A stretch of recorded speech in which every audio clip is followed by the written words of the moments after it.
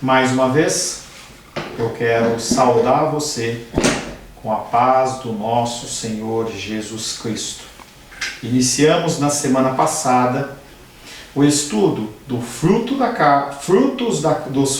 carne e o fruto do Espírito. Falava também na semana passada que são duas forças opostas.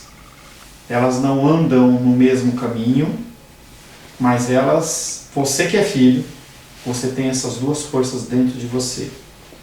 Há 1 ano, 2 anos atrás, nós fizemos um estudo, é muito interessante, está lá no site da igreja, O Mal que Habita em Mim, a partir de um livro que foi escrito. E ele fala sobre a condição do teu coração, na condição do meu coração, a condição do coração do ser humano de uma forma geral, em que, a partir do momento em que você nasce, mesmo antes, quando você já é gerado, há uma estrutura pecaminosa que te faz tendente ao mal. Não é algo que você adquire, você nasce com ela. Não é algo que você simplesmente vai aumentar. Tem uma expressão interessante nas Escrituras que fala que é aumentar a medida. É como encher um copo. Você já tem um copo com iniquidade, com sujeira dentro de você. E quando você se torna filho, quando você aceita Jesus como seu Senhor e Salvador, o Espírito Santo, que é o próprio Deus, ele vem habitar no seu coração. E começa uma grande guerra. E é sobre esta luta que nós iniciamos o estudo na semana passada. O fruto do Espírito é um fruto composto de vários elementos, que nós vamos tratar bem mais para frente.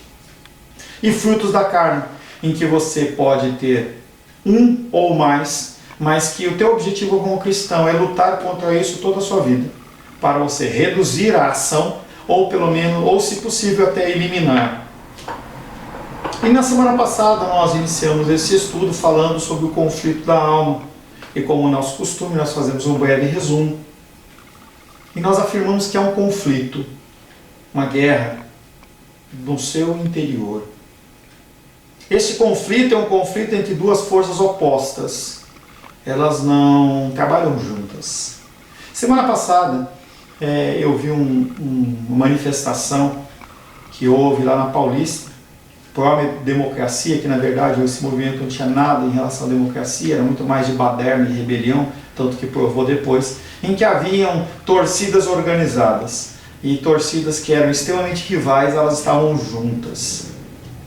Mas logo depois a gente vê que não tem tanta coesão assim. Mesmo dentro da situação humana, forças opostas muitas vezes elas se unem. Mas neste conflito entre a carne e o espírito não há nenhum tipo de união.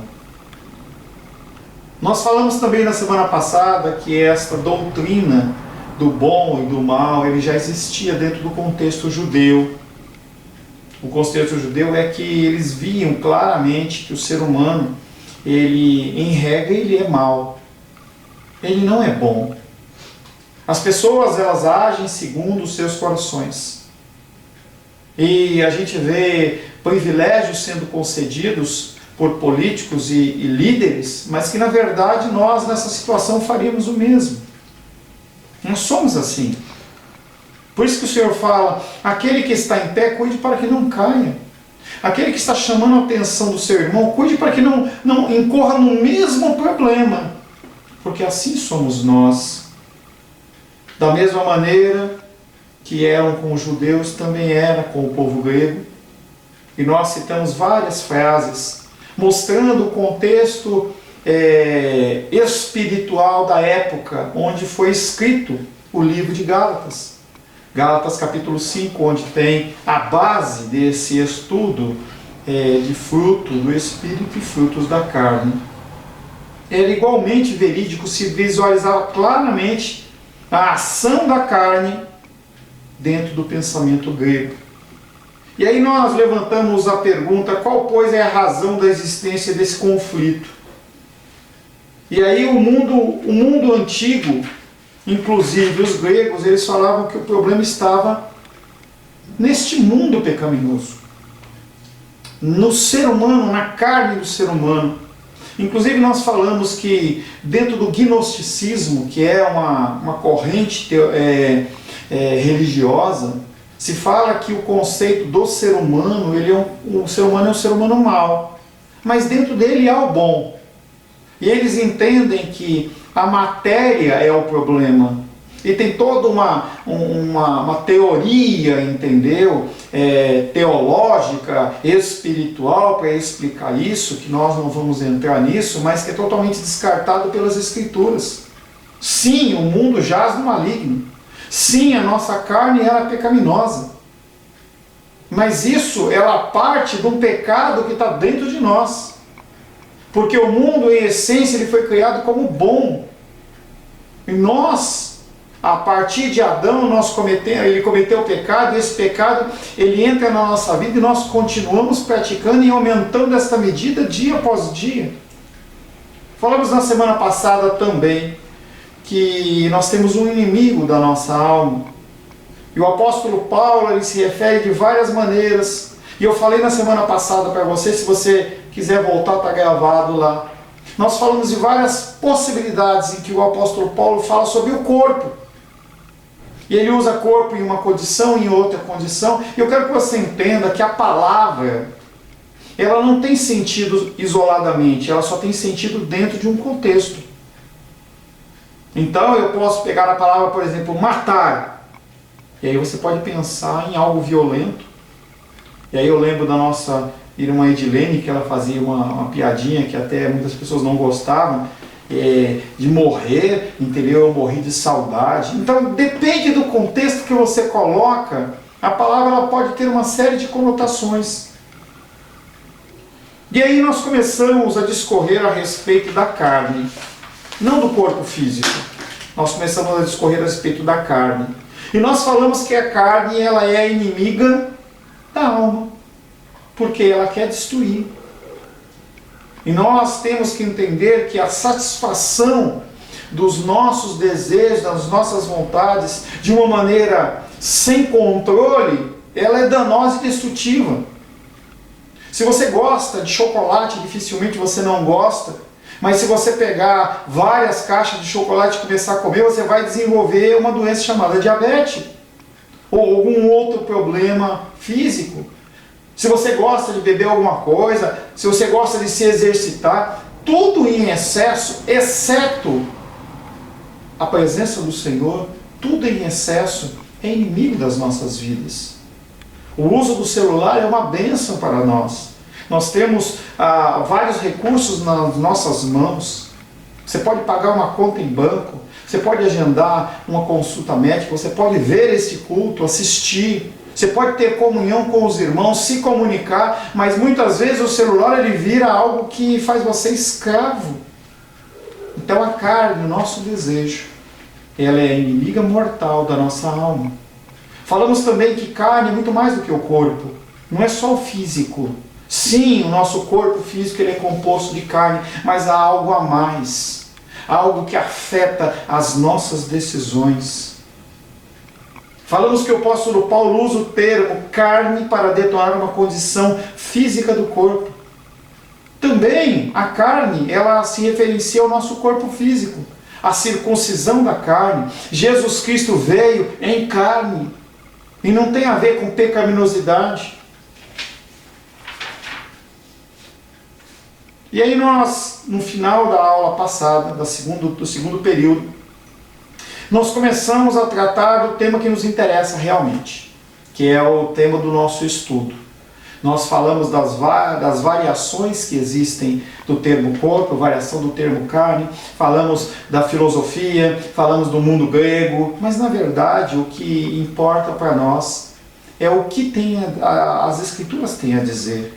Nós vamos continuar citando pensamentos gregos, romanos, da época, para que você possa entender que isso não é algo novo, não é algo de agora, que você olha pela sua janela e você consegue ver esse pecado e essa iniquidade, mas é algo que sempre existiu. O apóstolo Paulo usa a palavra carne de uma maneira especial. Retomando a aula da semana passada, Pode-se dizer que viver na carne é exatamente o inverso de ser um cristão. Você não tem como ter uma vida plena na carne e ser um cristão. Essa semana eu conversava com uma pessoa e a pessoa falava assim: poxa, mas eu vejo os meus amigos prosperando, eu vejo as pessoas podendo programar viagens, trocar de carro, e eu penso nisso. Essa semana o nosso carro estava vazando um pouco de óleo no câmbio e eu levei ele para fazer o orçamento, e aí o rapaz falou assim: olha, vai ter que trocar uma borracha assim, assim, assado, vai ficar algo em torno de 700, 800 reais. E eu falei: meu Deus, não seria mais fácil eu trocar de carro e não ter problema por mais 1, 2 anos? Minha esposa balança a cabeça. Se você vive na carne, se você começa a contemplar as coisas que o mundo vive, você é atraído por eles. Entenda que seria uma opção se você não fosse filho. Quando eu falo filho, eu estou generalizando o gênero, para não ficar filho, filho e tal. Se você não fosse filho, você teria opções, mas você é filho. E o sangue já foi pago por você. E é uma passagem que toda vez que esse tipo de pensamento vem à minha mente, que é aquela passagem que o Senhor fala que o ímpio que prospera, ele é como a erva, como a planta. Então nós temos aqui um vaso bonito que a minha esposa fez, para que você pudesse não só ver a minha pessoa, mas também ver a obra do Senhor bela aqui do lado. Tenho a dizer para você que semana que vem essas flores elas não vão existir mais. Elas vão secar. E elas vão murchar. E elas vão para o lixo. Assim é o ímpio. Assim não é você. Para expressar o assunto de ainda mais amplo, de modo ainda mais amplo, estar na carne é estar sujeito ao pecado. Uma pessoa que vive segundo a carne, ela não tem o espírito.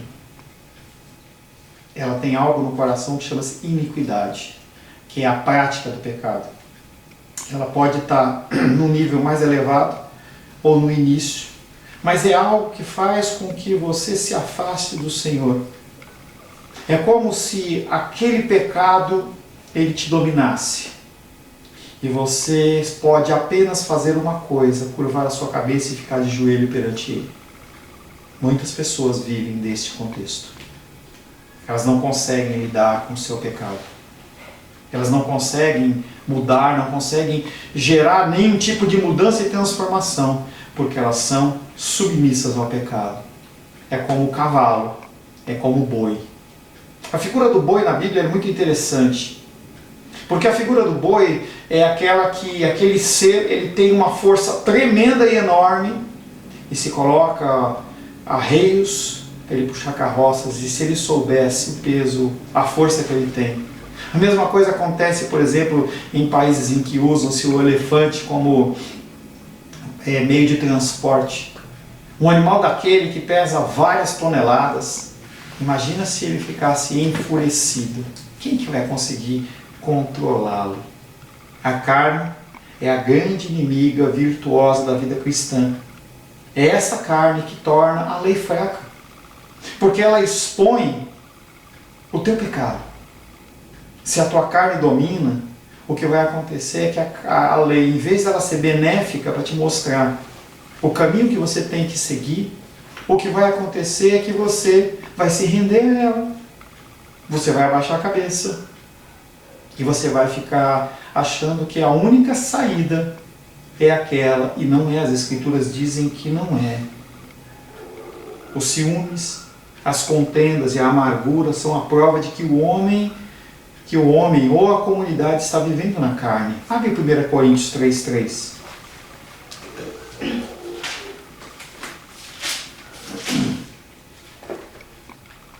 Como pastor, eu sei que eu estou vivendo na carne, sendo filho. É possível? Sim, é. porque esse conflito é um conflito que vai ser desenvolvido durante toda a sua vida. Em 1 Coríntios capítulo 3, verso 3 diz: porquanto havendo entre vós ciúmes e contendas. Quando você olha na sua vida e você vê ciúme, quando você vê contenda, discussão, briga, quer dizer que você está vivendo na carne. Mas a culpa não é minha. Da ação não, mas a reação é. Tem um livro muito interessante, que eu já trabalhei com algumas pessoas, que é Colocando o Seu Passado no Devido Lugar. E aquele homem, ele de uma forma muito didática, ele explica que sim, há situações em que você não tem culpa nenhuma, mas a tua reação, ela pode ser certa, segundo as Escrituras, ou ela pode ser errada, segundo a sua vontade. Quando você reage de uma maneira agressiva a uma agressão, você está agindo segundo a carne. Pastor, então vou me afastar dessa situação. Não adianta. Entenda que você, como filho, você foi separado pelo Senhor para ser semelhante a Cristo. E naquilo que você divergir de Cristo, Deus em amor, Ele vai colocar pessoas e situações na sua vida para que você, naquela área, naquela esfera, você seja transformado. Por isso que divórcio não adianta. Por isso que você mudar de emprego porque você não consegue lidar com a situação, não adianta. Aquele fato, aquela situação, ela tem que ser trabalhada no seu coração. E enquanto não for, enquanto você não crescer, enquanto você não evoluir, você vai ser levado paulatinamente a esta mesma situação. É um ciclo que você tem que aprender. E enquanto você não aprender, enquanto você, como na escola, não tirar nota mínima para passar de ano, você vai voltar e fazer tudo de novo. Pastor, isso não é justo. Reclama com o Criador. É Ele que determinou estas regras. Os ciúmes, as contendas, a amargura são a prova de que o homem ou a comunidade está vivendo na carne. Quando nós vemos manifestações, e aí nós estamos vivendo um tempo de manifestação, em especial nos Estados Unidos, com alguns salpicos aqui no Brasil, porque a gente não sabe o que é, na realidade, o que é, digo em relação a mim, tá? Em relação ao que é escravidão e racismo. E lá a violência. E eu vi se você está acompanhando, você viu que foi um homem negro, que não se sabe dizer se ele estava fazendo algo ilícito ou não importa. Ele foi rendido por policiais e o policial matou ele asfixiado com o joelho no seu pescoço. E aí as pessoas saíram para as ruas reclamando, brigando, quebrando lojas, saqueando. E aí o irmão daquele homem olhou e falou assim, numa entrevista lá na rua, sei lá, ele falava assim: eu entendo que vocês estão incomodados, mas mais incomodados que vocês estou eu. Eu faço parte de uma família cristã e eu estou extremamente chateado, extremamente triste. Mas quando você saqueia lojas, quando você quebra coisas, saiba que você não vai mudar nada. Mudar absolutamente nada. Se você mesmo, dentro da história americana, você pegar dois movimentos de proteção ao negro, que é o movimento de Martin Luther King e o movimento chamado de Malcolm X, eram dois homens, você vê que este Malcolm X era de violência e esse era de paz, movimentos pacíficos. Você vai ver que o que avançou mais foi o de paz. Por quê? Porque aqui tem Deus, aqui não tem Deus. O que é então a carne? Logicamente nós já vimos que a carne, ela não é o corpo, pelo menos não na sua totalidade. Ficou igualmente claro, se o pensamento de Paulo, se as Escrituras são verdadeiras, que a carne não é o homem natural, porque ele disse que este homem não cristão, o homem pagão, não precisa necessariamente ser totalmente mau. Mesmo em tais condições, há ocasiões em que o homem pode fazer por natureza aquilo que a lei requer. Que você vê pessoas agindo dentro das Escrituras, pessoas fazendo o que é bom, porque as exigências da lei, elas estão escritas no seu coração. Quando você sai, quando você nasce, quando você sai do ventre da sua mãe, você já sai com o discernimento do certo e do errado. Talvez fosse não necessário eu estar aqui perante você para falar essas coisas, porque você sabe muito bem, como por exemplo, o racismo é algo errado.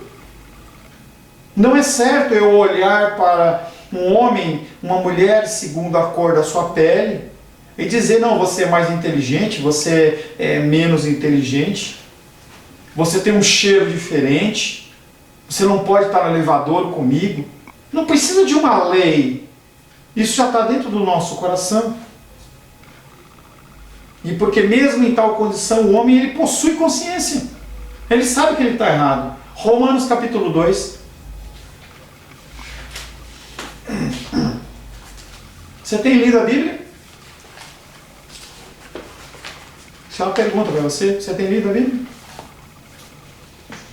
Ou você continua dando desculpas? Quando era antes da pandemia, em que você tinha que trabalhar muito, não tenho tempo. E agora que você está em casa? Romanos capítulo 2, versos 14 e 15, diz assim: quando, pois, os gentios, que não têm lei, procedem por natureza de conformidade com a lei, não tendo lei, servem eles de lei para si mesmo. O que esse versículo está falando? Que esses homens, eles sabem o que é certo. E mesmo sem conhecer a lei, eles agem conforme. E aí o seu proceder vira a sua regra. Verso 15. Estes quem? Os gentios. Estes mostram a norma da lei gravada no seu coração. Ninguém ensinou eles, e eles fazem. Testemunhando-lhes também a consciência e os seus pensamentos mutuamente, acusando-se ou defendendo-se. No dia do juízo, a pessoa não vai poder dizer, eu não sabia. Você não vai poder, perante o Senhor, falar, eu não sabia, porque está no seu coração. Eu não preciso de uma lei para dizer que a violência doméstica contra a mulher está errado. Eu não preciso criar uma lei para dizer que você maltratar um animal ou uma criança está errado. Mas a lei, ela existe para mostrar quão errado eu estou e quão errado você está. Mas Paulo de maneira nenhuma ensina que o homem na carne pode agradar a Deus. Você na carne, você com as suas explosões de ira, você com as suas reações pecaminosas, e conforme eu já te ensinei, quando eu falo você, eu estou falando eu também. É que eu estou olhando para você. Quando você age desta maneira, quando você xinga, quando você briga, quando você dá um soco na mesa, você não agrada a Deus. 1 Coríntios capítulo 2, verso 14. 1 Coríntios capítulo 2, verso 14.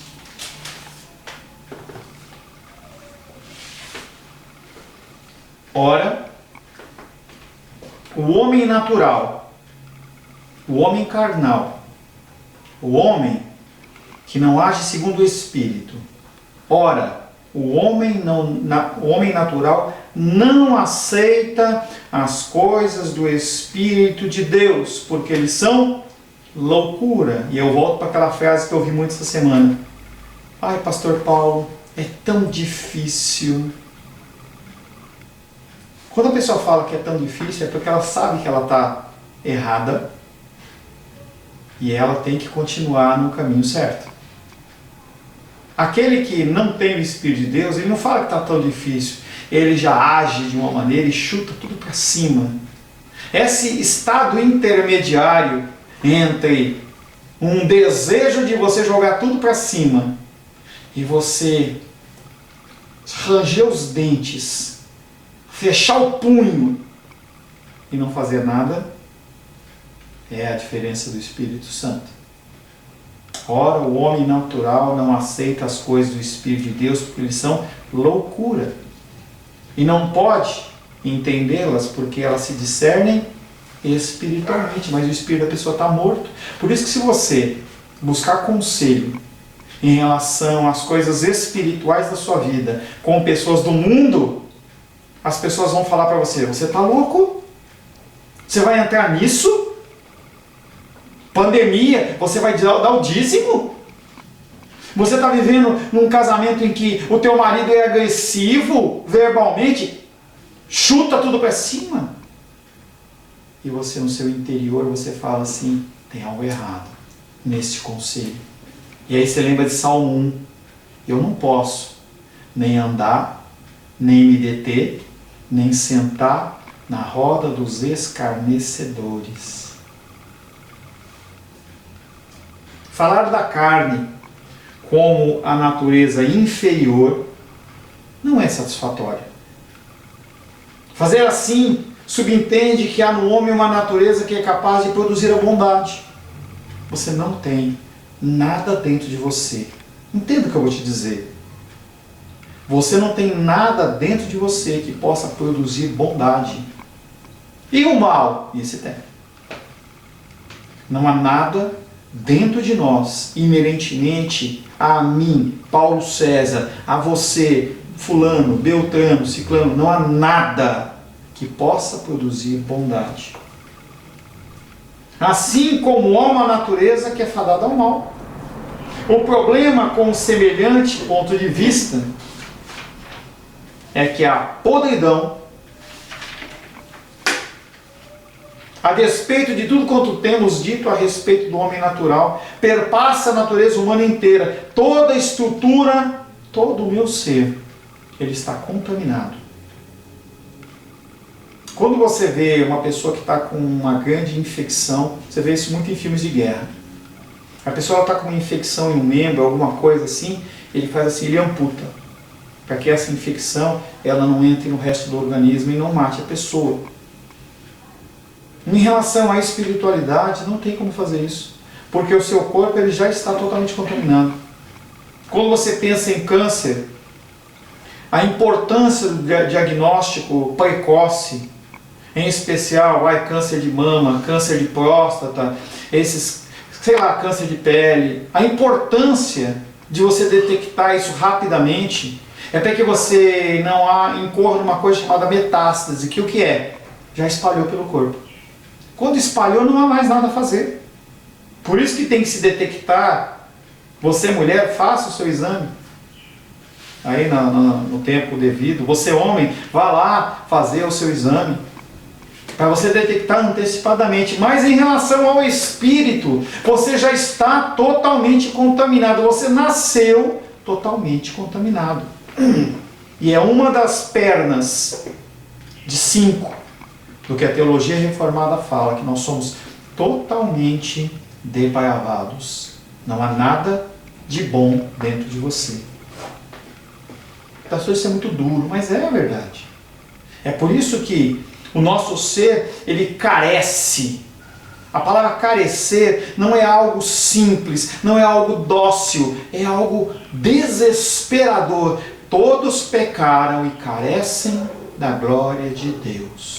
Talvez uma figura visual para você, melhor para você entender, é a figura daquelas crianças da África que estão pele e osso jogado, em que talvez um palito de sorvete reflita o braço da pessoa, de tão magro que a pessoa está. A pessoa ela carece de cuidado, ela carece de saúde, de alimento, de líquido. É assim você.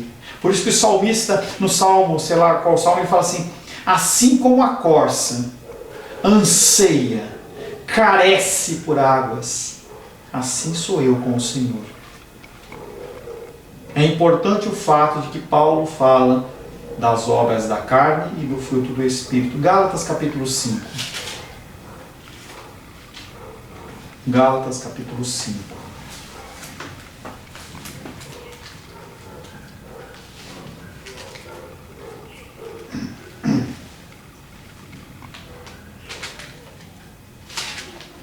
Verso 16 em diante.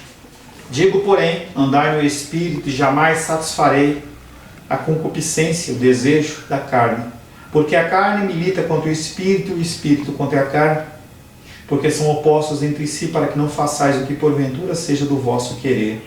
Mas se sois guiados pelo Espírito, não estáis sob a lei. Ora, as obras da carne são conhecidas e são prostituição, impureza e lascívia, idolatria, feitiçarias e inimizades, porfias, ciúmes e iras, discórdias, dissensões, facções, invejas, bebedices, glutonarias e coisas semelhantes a estas, a respeito das quais eu vos declaro, como já outrora vos preveni, que não herdarão o reino de Deus o que tais coisas praticam. Praticam no sentido de você ter uma prática constante.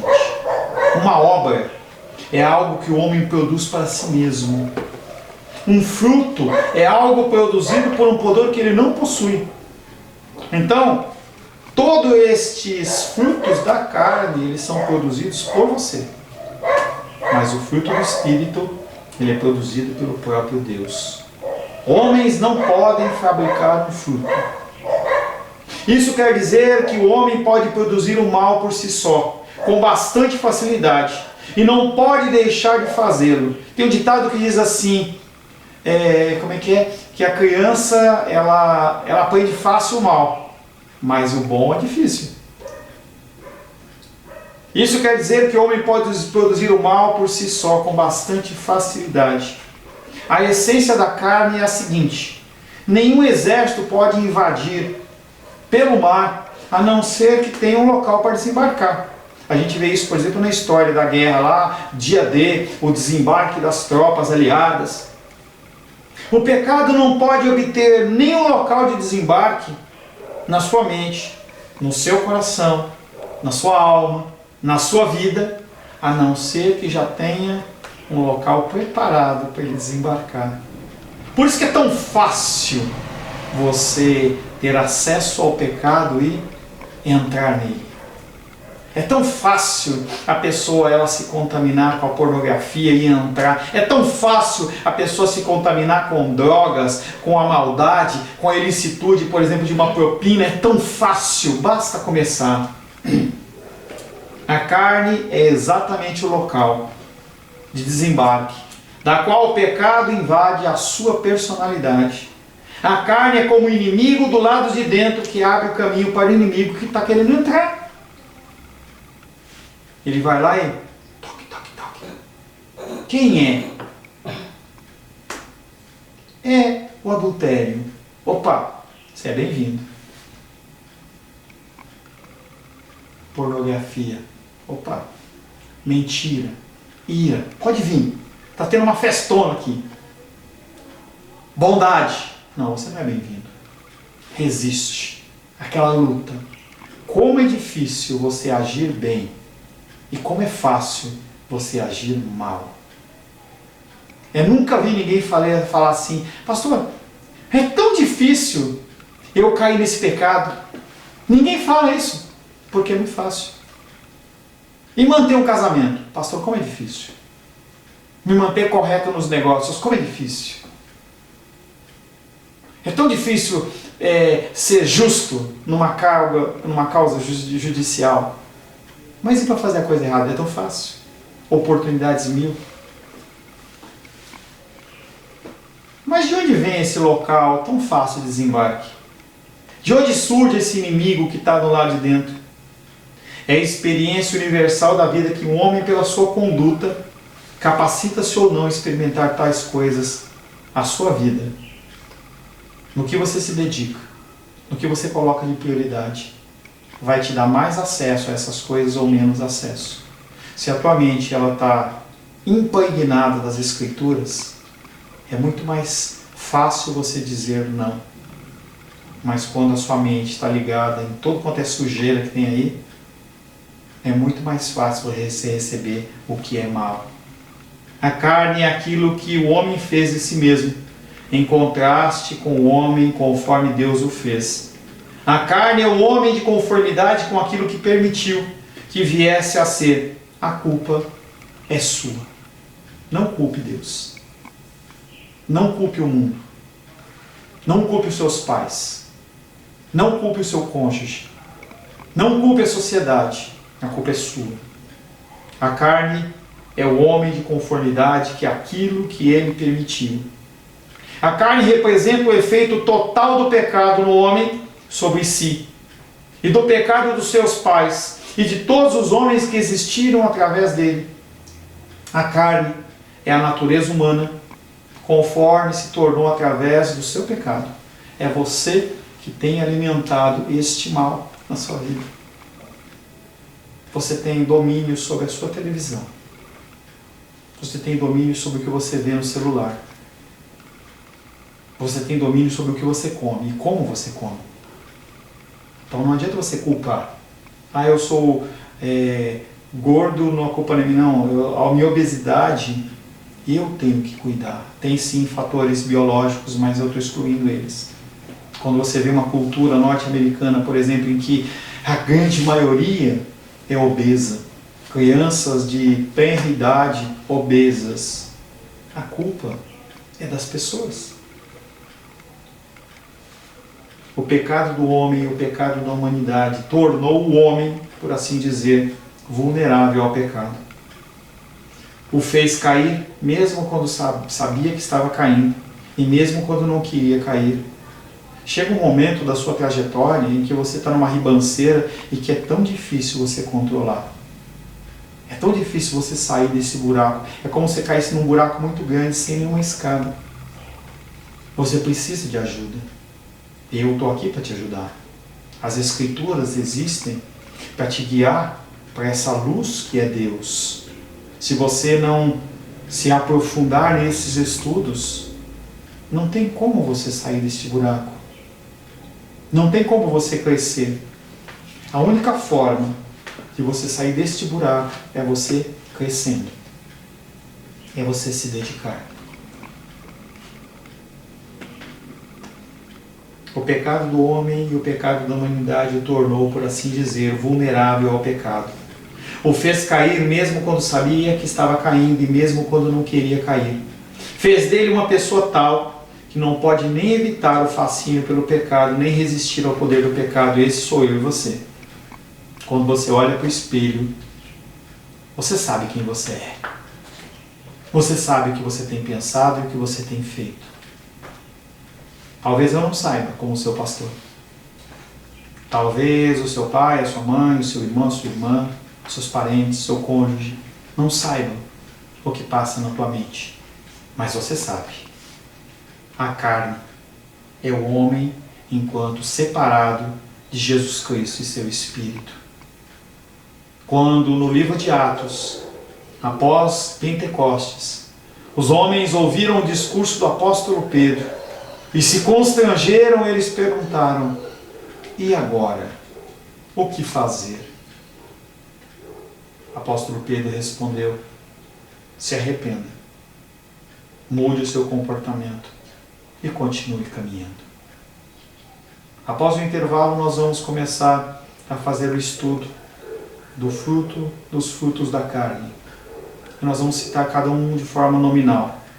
A estrutura é falar brevemente sobre eles, falar do contexto da época que o apóstolo Paulo escreveu e vivia aquilo, pensamentos gregos, pensamentos de filósofos, e isso não enche linguiça. É para você entender que as mesmas coisas que os homens pensam hoje, eles já pensavam naquela época.